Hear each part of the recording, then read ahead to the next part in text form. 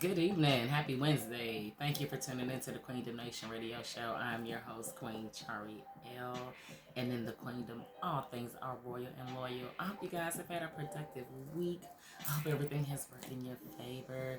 And if it has not worked in your favor, it's okay. It's just a learning step. You take that and you learn from it and you move on and you progress on. But anyway, I'm so glad to be with you. Got a few things I want to share with you. First of all, I have been sick for about 2 weeks. I had a sinus infection that was just tearing me up. So the last show, I don't know if maybe a lot of you got to hear it, but on the last show, you could kind of hear it in my voice, and I kept saying it as I was speaking that I wasn't feeling too good, but I ended up doing the show anyway.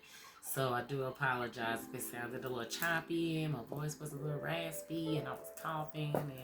But y'all know how it is when the seasons change and allergy season kick in. Y'all already know how it is, especially if you suffer from them. I actually suffer from severe seasonal allergies, especially when it changes from summer to fall. So, but I'm back and I'm ready to talk to you guys today in the Queendom. I'm feeling much better now. This is the week of Halloween. We are in the month of National Domestic Violence. We are also in the month of breast cancer awareness. So those are some of the things that I am going to talk about on the show today. And also, of course, y'all already know I'm going to talk about my Dallas Cowboys because we cannot have a show without talking about football, okay? So I just want to talk about the last two games with the Dallas Cowboys, which is the Dallas Cowboys of the Chargers. And of course, we won. That will be 20-17. Thank you, Dallas Cowboys. Appreciate you. And also the Dallas Cowboys over the LA Rams. Ooh, now that was a game for you right there. 43-20, of course, in the favor of the Dallas Cowboys. We are second in the division of the NFC East with the Philadelphia Eagles leading the division 7-1. We are now 6-2 as the Dallas Cowboys. So week to week, we've been doing a little bit better, trying to stay on in there, stay in that number two spot. We're trying to come for that number one spot, Philadelphia. So get ready for us. But I mean, it's also October, which is National Breast Cancer Awareness Month. So to all my breast cancer survivors, first of all, take my hat off to you. I know it is not easy. I know it has been a journey, and I keep sending prayers your way. Um, while it is National Breast Cancer Awareness Month, I'm going to need you ladies to please make sure that you are getting yourselves checked and that we understand how important it is for us to have our breast checked to help us avoid breast cancer, to find out if we have it, and to also make sure that when we don't have it, that we're keeping our bodies up to where it needs to be so that we don't get it. But ladies, if you are at that age, please, please, please keep a check on your breast. I have to keep a check on my breast, I believe, since I was like 15 years old. I don't know if I had told you guys on the show. I'm not afraid to share some of the things that I deal with personally, because maybe some of you women or men may be dealing with it as well. But I do have a dormant disease in my breast that shows up every 2 years, like clockwork. And so every 2 years, I'm at the doctor getting treatments and everything for it. It is a benign disease, but there's a name called, I can't even pronounce this, polyumunoma, something like that. But it is a very, very rare disease, and not too many women have it. But I do have a chip in my breast, so anytime I go to the doctor, they can scan my breast and they can automatically see what I have and the treatments and everything that I need as far as getting back healthy again. So, ladies, please don't play with yourselves when it comes to breast cancer. It is real. It is real. And so I want you guys to please take care of yourselves and go out there and just make sure that you are keeping a check on your bodies and on your breasts. Okay, women? Thank you. But not only that, it is the National Domestic Violence Awareness Month. And I take this to the heart because I am a survivor of domestic violence. But I was honoree at a domestic violence awareness conference over the weekend in Charlotte, North Carolina, and it was hosted by my sister Queen Jeanette McKinnon. And Jeanette is the 2020 Regal Elegance Queen of Queens in the Regal Elegance National Pageant. We are actually sister queens within the pageant system. She is the 2021 National Classic Miss Regal Elegance. She is also the 2022 Regal Elegance Lifetime Queen. And she also goes by the name Lady J because she is a hairstylist over at Anthony Michael Salon and Studios in Charlotte, North Carolina. She is also the director of Purse of Love Incorporated, which is an organization that collects toiletries and different types of items that help women that have been victims of domestic violence get on their feet and help them with different types of personal needs that they may have. So I just want to take my hat off to Jeanette McKinnon first of all, and just throw this out there. In the pageant system, she crowned me the 2021 Regal Elegance Queen of Queens in the Regal Elegance National Pageant. And then she also crowned me the 2022 National Classic Miss Regal Elegance. So we are definitely sister queens. But this event, let me tell you about it. Excuse me. It was an amazing, and I still have a little bit of a cold, so God just forgive me. But she threw an amazing event. And what I loved about the event, she had a poet there that was named Shelly Justice. And she is from Africa, but she lives in Charlotte, North Carolina, if I'm not mistaken. And she did a poem, a spoken word on domestic violence, and it was called Better and No Longer Bound. And if you would love to see her say this and recite this, please go on my Facebook page at Chariel Dye, CHARIELDYE. And this was Sunday. Just please look at that video. You will truly, truly love her encouraging words to women and victims of domestic violence. Such a beautiful, beautiful poem. I was completely in awe. And if you go on my page and see it, you are definitely going to be in awe because it makes you think and rethink about how we look at women, victims, and survivors of domestic violence. So please go check that out. And then, let me tell you, they had a group there called Vision Elite. And this group is headed up by Miss Jane Johnson out of Charlotte, North Carolina. And her group did a dance to the song Stand Up by Cynthia Erivo. And let me tell you, I was completely blown away. If you want to look at that dance, that is also on my Facebook page as well. I recorded both of them just to give you guys a inkling or an intake of the dynamic performances that went down at this amazing domestic violence conference. Jeanette McKinnon, it was such a beautiful event. When you walked in, they had this beautiful shiny like runway for us to come in. All the survivors of domestic violence that they were honoring there, and I was one of the honorees. And so when you walked in, it was absolutely beautiful. You know, you look to the right, they got this beautiful black and purple balloon arch. And if you don't know, purple is the color of domestic violence, and pink is the color for breast cancer awareness. So when we walked in, everything was black and purple. They had a beautiful table set up. They had little snacks and whatnots on it. And then as you go around, they had a table set up with drinks and other great, great snacks and things for us to eat. So it was such a great event. I felt so honored being in the building, and I felt so honored being amongst other female survivors of domestic violence and how they come through it and are able to sit in a room with other women and talk about the things that they have experienced and how they made it through and how now we can help other women.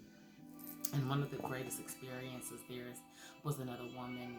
She had just come out of her situation, and so it was great as we all embraced her as survivors of domestic violence. We all embraced her and gave her loves and hugs, and we prayed for her, and it was very spiritual, and it was such an amazing experience.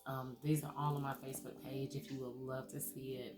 And again, that is CHARIELDYE. Please go on there and check it out.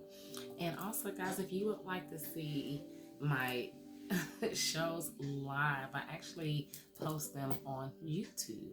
So you can look for me, CHARIELDYE, on YouTube as well, where you can actually see my shows live. So if you listen to it and you love it, and you know you want to tell one of your friends about it and they missed the show, but go on my Facebook page. They're also on there as well because I do post them on my Facebook page, CHARIELDYE, and I also have a YouTube channel where I actually post the shows as well. So you get two different platforms of where you can actually go out and check out the QueendomNation show. I want to thank my sister, Queen and Director of the Regal Elegance National Pageant, Miss Lamitra Johnson, because she was there in support of us queens as we were at this domestic violence event. So we do appreciate you, Lamitra, for coming out and showing support. And if you would like to donate any type of toiletries to Miss Jeanette Miss McKinnon's organization, that is the Purse of Love Incorporated. And you can just email me at CHARIELD40@gmail.com, and we will make sure Miss Jeanette McKinnon gets any donations that you would like to send her to help out our women that are dealing with domestic violence. But I just want to give you some statistics on domestic violence if you do not know any statistics about it. And what I do love is at the event, there was a man there with his wife, and he was just amazed at how many women in the room have been victims of domestic violence. And what I love is that he spoke about how he loved his wife and how he treated his wife and how he would never, disrespect his wife by abusing her or physically assaulting her or putting her down. And yeah, it was such a beautiful, beautiful event. So I hate that anybody couldn't be there, but if she does it next year, I will make sure that we announce it on the show so that you guys can come be a part of it and see how wonderful and honorable it is to be in a room with these amazing women. Okay, so I'm just going to give you some general domestic violence statistics, okay? And please share this along with other women so that they can understand how important it is if we're going through domestic violence. So please, please do whatever you can to get to safety and to get help, okay? An average of 24 people per minute are victims of rape, physical violence, and stalking by an intimate partner in the United States. Y'all, more than 12 million women and men over a course of a single year experience domestic violence. Because not only women experience, but men also experience domestic violence as well, women. So it's not just us, okay? Nearly 3 in 10 women, which is 29% of the population, and 1 in 10 men, which is 10% of the population in the United States, have experienced rape, physical violence, stalking by a partner, and is reported to having a related impact on their functioning. So all these different things can play a role on how you function in society amongst other people. So if you're experiencing this, please just do whatever you can to get some help. In between the statistics, I will be dropping a domestic violence hotline. So if you know anybody that is going through this or experiencing, the hotline is 1-800-799-SAFE, and that is 1-800-799-7233. Okay, and again, that is 1-800-799-SAFE. Please take that number down. And if you need to text, you can text START, START, at 88788. Okay, so please make sure that you take that number down. Again, you can text START, START, to 88788. And then you can also call 1-800-799-SAFE, SAFE. I want to talk about the situation that I experienced with domestic violence. So I was married, and I had a husband that drank quite a bit. And when he would get to drinking, that's when the physical assault would come out. And not only that, but he grew up, watching his dad physically assault his mom. And so in his eyes, he felt like that was the right thing to do. And so it took me, give or take, I think it was 6 years before I had come to the conclusion that I did not want to be treated like that. I was assaulted to the point where I was choked on a trip that we had went on in front of a lot of people. Not only that, but I was physically assaulted on that same trip to where I slept in the car for the remainder of the trip that we were there. I was told that I would kill you and nobody would be able to find your body, your family or nobody. Okay. I was assaulted at night, one night, on a dark street, abused and beat in the middle of the street. That was the first time I had ever had to call the police on my assailant.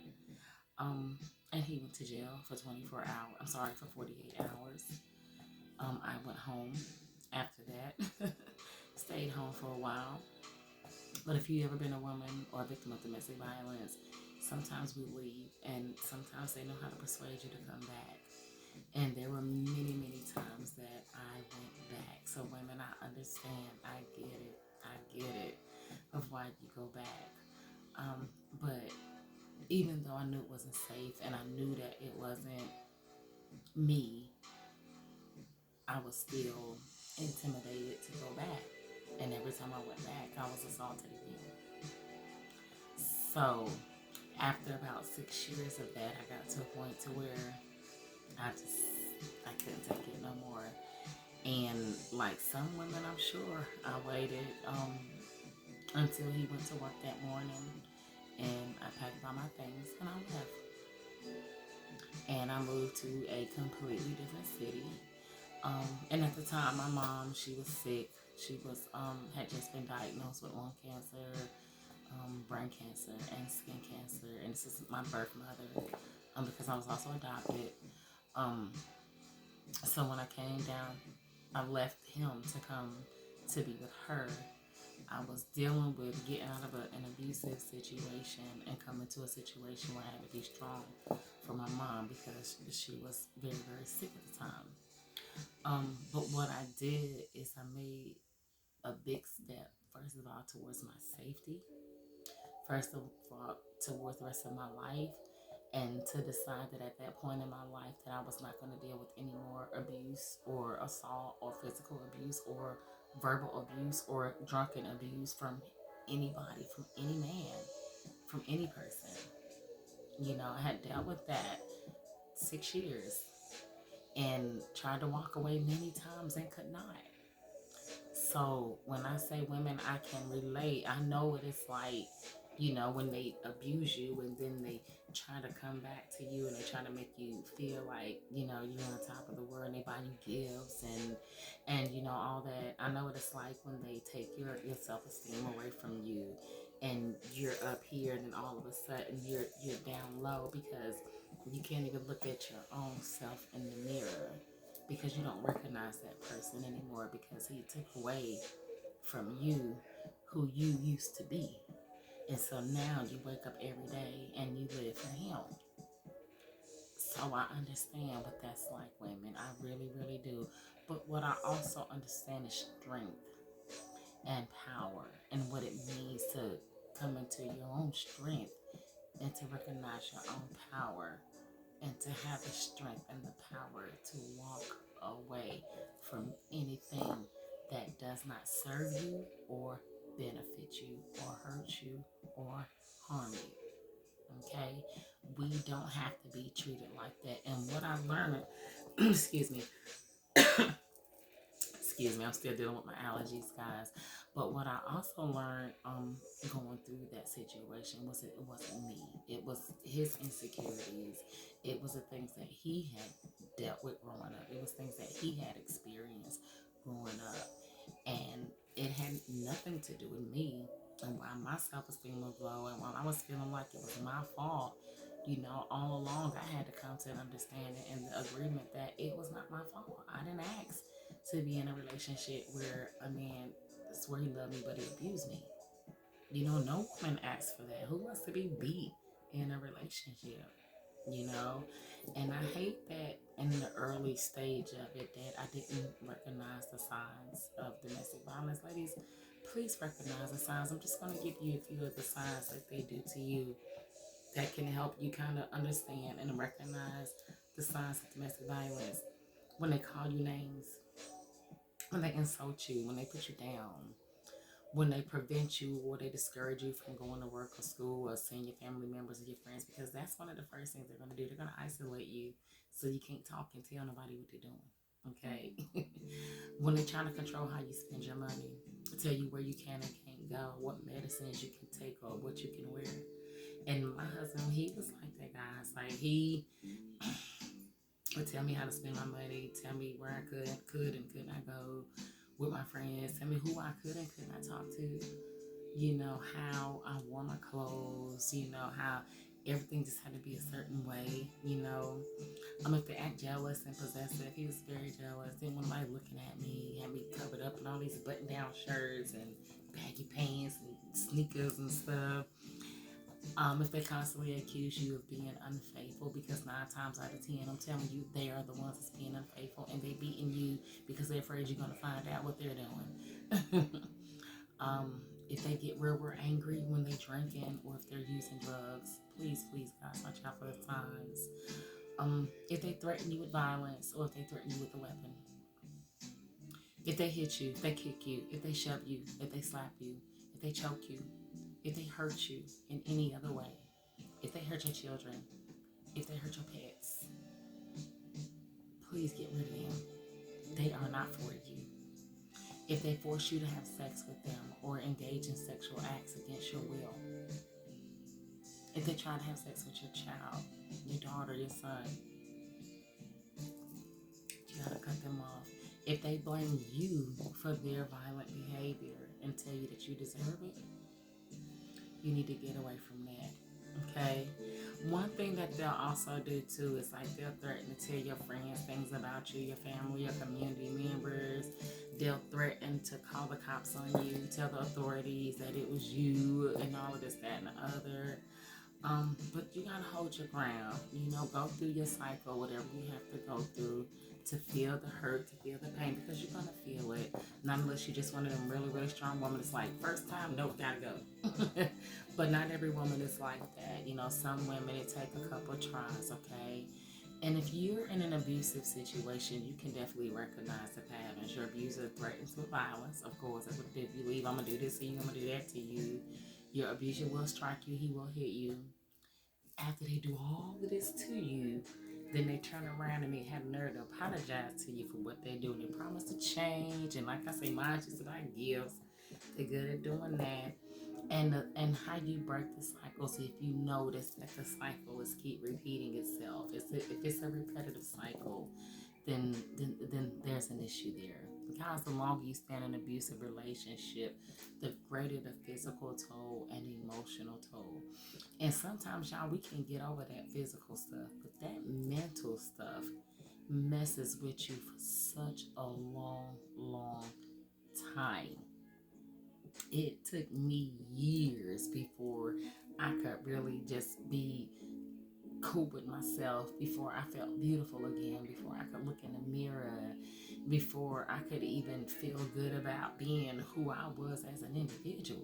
It took me a long time. Mentally, I was messed up. Physically, I was okay because my wounds, they healed, which wasn't very many, it was far and few because they never messed up my face, you know, or nothing like that. Um, Thank God for that. And I do feel so sorry, and I do pray for the women that have ever experienced that level of abuse. Um, but you might become depressed, guys, because it's going to depress you. You might become anxious. You might begin to doubt your ability to take care of yourself. You might feel helpless. You might feel paralyzed. But it's not your fault. It's not your fault, okay?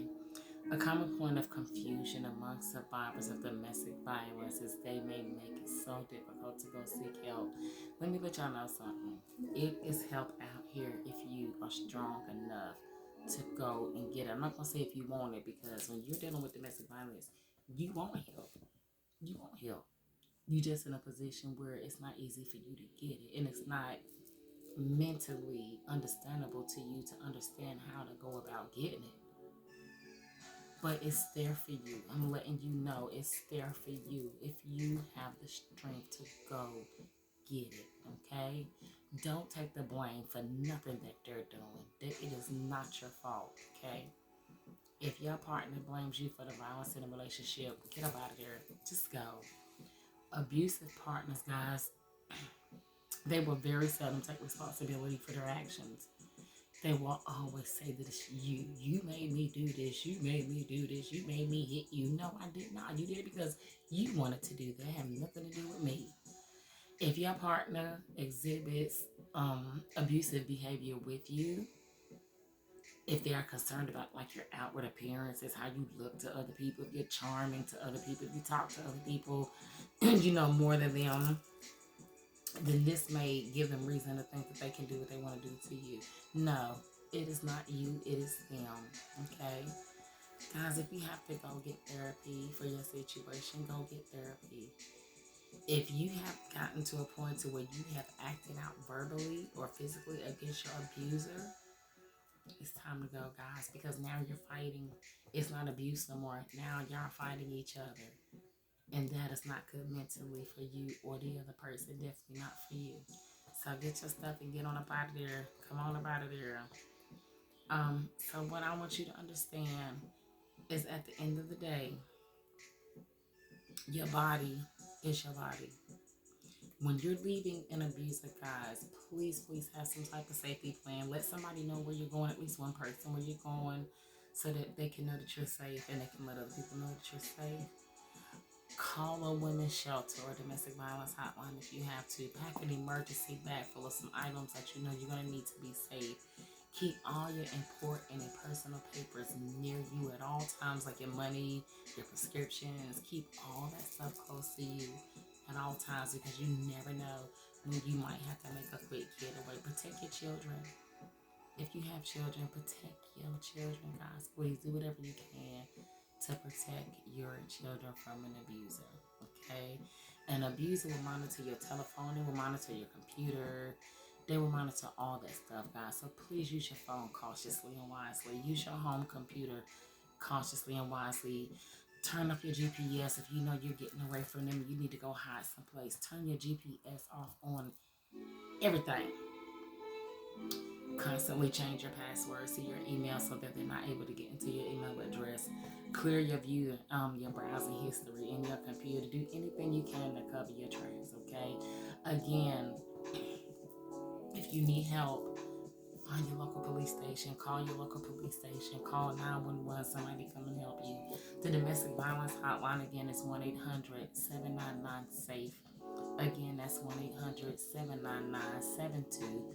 If you know somebody that is a victim of domestic violence or is going through it right now, please don't hesitate to help them and reach out and call 1-800-999-SAFE. Again, that is 1-800-799-7233. Or you can text START, START, to 88788. Okay?